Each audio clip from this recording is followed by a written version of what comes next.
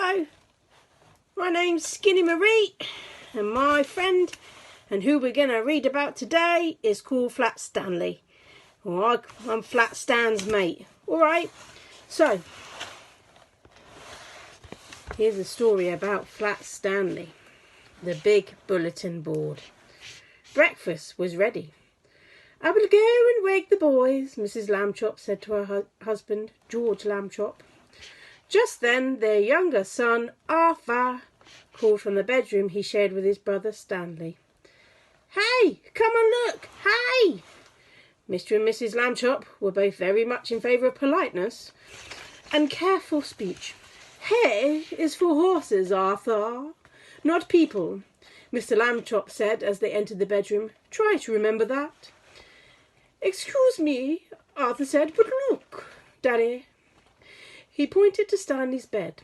Across it lay the enormous bulletin board that Mr. Lambchop had given the boys a Christmas ago. Well, he's an exciting Christmas present buyer, isn't he? So they could pin up pictures and messages and maps. It had fallen during the night on top of Stanley. But Stanley was not hurt. In fact, he would still have been sleeping if he had not been woken by his brother's shout.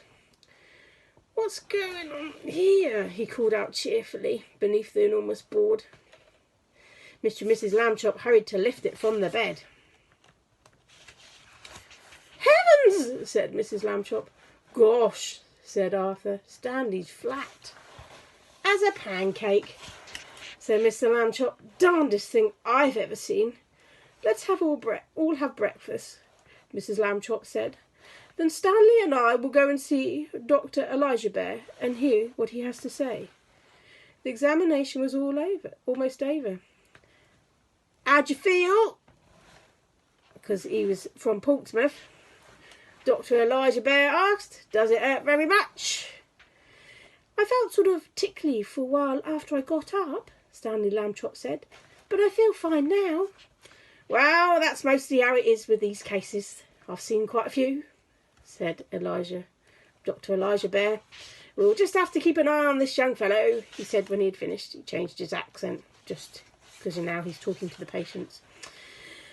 Being a very modest and humble doctor, he said, "Sometimes we doctors, despite all our years of training and experience, can only marvel at how little we really know." "Well, you can just speak for yourself, Doctor." Mrs. Lambchop said she thought that Stanley's clothes would have to be altered by the tailor now. So Dr. Elijah Bear told his nurse to take Stanley's measurements.